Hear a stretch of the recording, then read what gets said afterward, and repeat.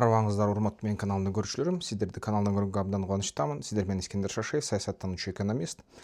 Бир нерсе болуп атат. Дүйнө жүзүндө Эль Ниньо деген мындай аламат башталды. Ал эми аламат мындай катуу деле тез эле мындай чоң соккуну кылбайт, бирок соккуну жай кылат. Анан миллиарддаган чыгымдарга алып келет. Көбүнчө бул түштүк жарым шарлыкта, эми биздин планетабыз түндүк жарым шарда бар да. Түштүк жарым тегерегинде түштүк тарапта, түштүк Американын жээгинде көбүнчө ушул Эль Ниньо деген нерсе бар. Аны ошо бир кездерде баягы аябай мен ушуга таң калам да. Бул деген катуу ысыкты берет. Түштүк Америкага ысык аба циклон келип туруп ысытып ийет. Жер жүзүнүн баарын сууну ысытып ийет. Балыктар өлөт, чымчыктар өлөт, жарганаттар өлөт, өсүмдүктөр кургайт, сасыйт деңиз. Анан шаарларда ысык болот. 40-46-50 градуска чейин көтөрүлөт температура. Ушинтип кес менен ушул Эль Ниньо болуп турат. Анан булар испанецтер христиандашып кеткендиктен, индейстер да христиандаштыргандан кийин түштүк Америкада аларда ошо нерсени, бул ысыкты баягы кичинекей Ыйса пайгамбардын кичинекей кезиндеги абалы деп атап коюшат да. Эль Ниньо бул испанча кичинекей бала деген сөз да. Анан анын башка карама каршы дагы ушундай кубулушу бар. Эль Нинья деп коет да. Бул деген кичинекей кыз деп коет. Бул деген баягы эмнеге ошентип айтат, мен азыр так айта албайм, бирок балким баягы Кудайды төрөгөн эне деп алар Кудай деп айтышат да, пайгамбар Ыйса пайгамбарды. Ошо Ыйса пайгамбардын энесин кичинекей кези деп Эль Ниньо деп коюшат да. Эль Ниньо бул деген ошол планетанын тарабын ысык кылат. Ысык кылары менен бул деген ошол дүйнөнүн акыркы күнү эмес, бул бирок күчтүү Эль Ниньо керидегиде болот. Бүт экономиканы бузат, өлкөлөрдү кадимкидей кедей кылат жана биздин да жарым планетабызга, түндүк жарым шардыкка таасир этет да. Бул Эль Ниньо айрым аймактарда кургакчылык кылса, түштүк Америкада мисалы үчүн Евразияда бул селдерге алып келет. Анан ысыкты жана азык түлүктүн тобокелдигин күчөтөт да ушул нерсе. Анан Эль Ниньо өзү ушул Тынч океан суу дүйнөлүк аба ырайын жылдырат да мындай. Анан жылуу суу жылат, жылуу суу жылып туруп абаны ысытат. Пассат шамалдары алсырайт, жылуу суу Перу, Эквадор тарапка жайылат. Анан натыйжада муздак суу өйдө көтөрүлбөй, океан атмосферанын системасына тең салмагын өзгөртөт. Өйдө көтөрүлбөй ылдый калат, анан ылдый жактан топтолуп температура өсө берет да ушундай түштүк. Дүйнөлүк байланыш жаан чачын жана температура зоналары кайра бөлүнүштүрүлөт. Бир жакта сел, бир жакта кургакчылык болуп алмашып калат да дүйнө жүзүндө.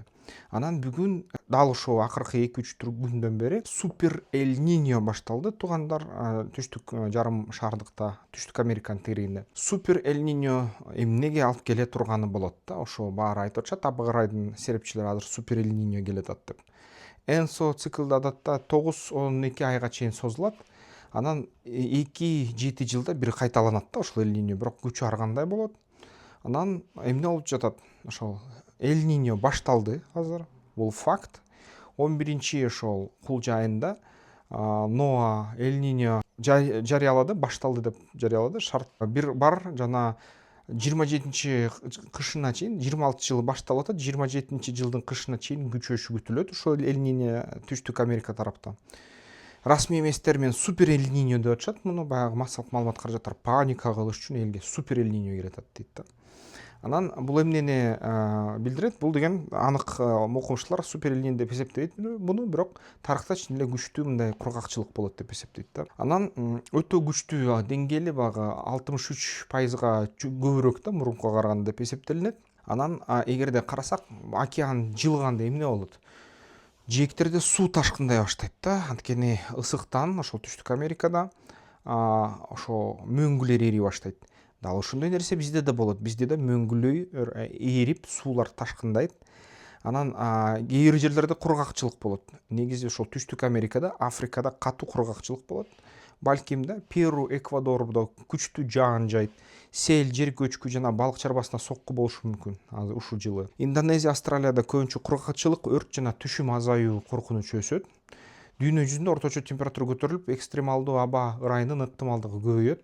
Толугу менен биздин ошол кыш менен жай алмашып кетиши ыктымал да. Анан көбүрөөк нымдуу тобокелдиги пайда болот. Мисалы үчүн Борбор Азияга ошол Түштүк Американын тегерегиндеги болуп аткан Эль-Ниньо бизге, Кыргызстанга, Тажикстанга, Өзбекстанга, Казакстанга эмне алып келет да, Түркмөнстандын кошо.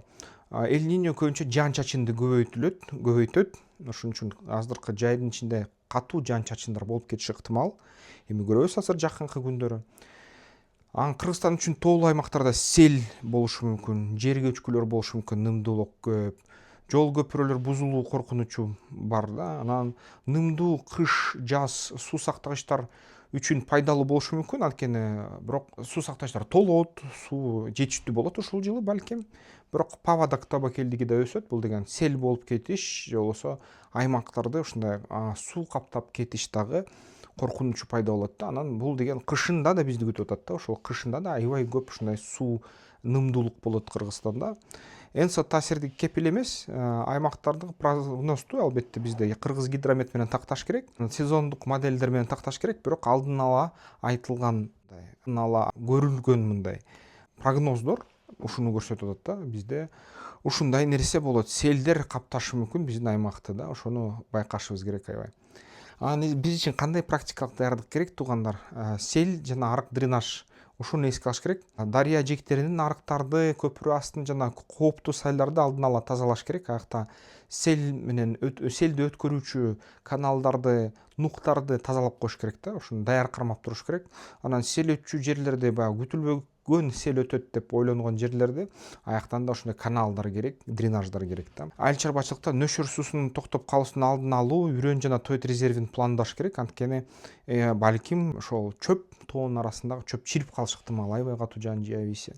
Бул бир, экинчи, албетте түшүм да чирип калышы ыктымал да, нымдуулуктун күчтүүлүгүнөн. Анан эрте эскертүү, Кыргыз гидромет ошол жергиликтүү кабинет министрлиги менен башкаруусунун СМС, радио, соц тармак каналдарынын билдирүүлөрү керек. Сел боюнча, катуу жаан чачындар боюнча. Ал нерсе бизде азыр калыптанды, болуп атат ушул СМСтер. Бирок ошуга да өтө дыкат көңүл буруш керек да.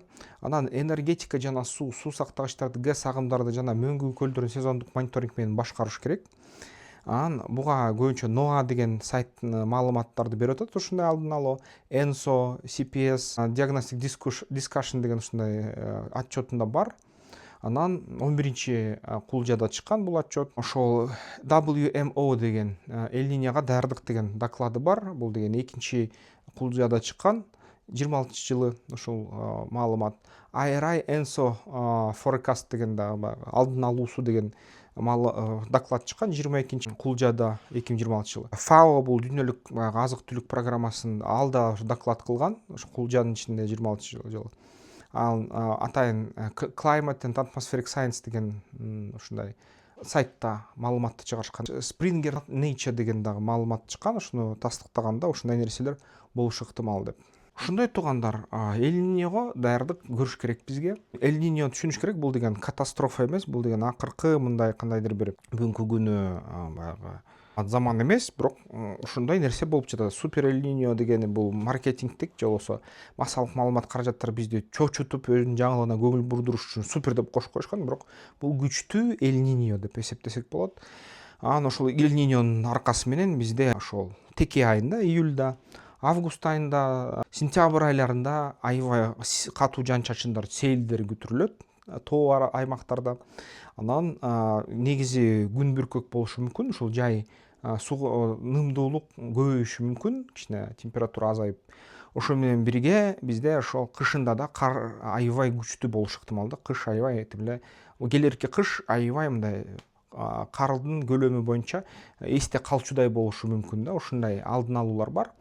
Бирок Түштүк Америкада аябай катуу кургакчылык болот, Африкада кургакчылык болот, Филиппин аралдарында, кээ бир аймактарда, Кытайдын түштүгүндө да кургакчылык болушу ыктымал да. Ошондой нерсе болот. Ал эми биз үчүн Индияда аябай катуу ысык болуп жатат да. Индияны байкасак азыр жаман ысык болуп атат ал жерде. Гималай токтоп турат, Кытайды коргоп турат Гималай ушул ысыктан, бирок Индиянын өзүндө аябай тим эле кургакчылык болгону жатат да. Европада азыр ысык болуп атат. Европада баягы кандайдыр бир жашыл планетаны сактайбыз деп Франция өкмөтү, Германия өкмөтү ошо кондиционерлерди орнотконго каршы элди тарбиялап коюшкан. Эми эл аябай өлүп атат. Эң жогорку өлүмдөр баягы карылардын арасында Европада болуп атат азыр, Францияда, Германияда.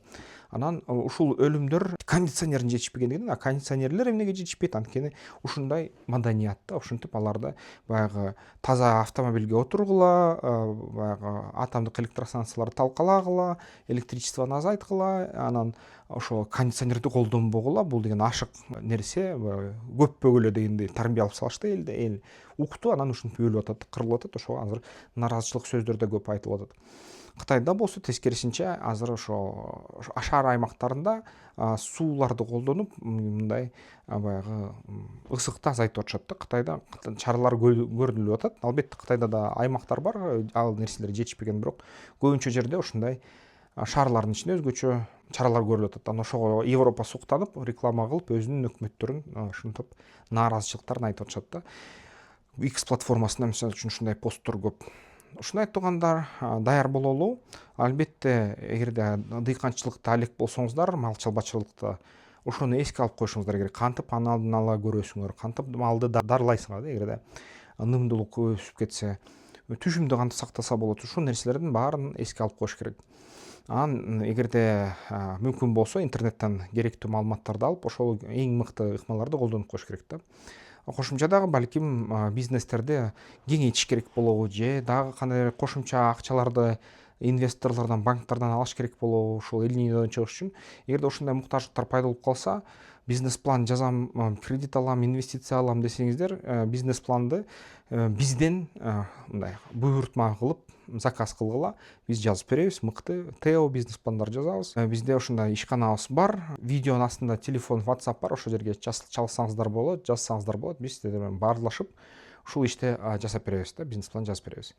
Сиздер менен Искендер Шашиев болду, саясаттануучу экономист. 20 жыл ашык тажрыйбасы ушул бизнес пландоодо бар болгон адис. Эмки видеолордон көрүшкөнчө.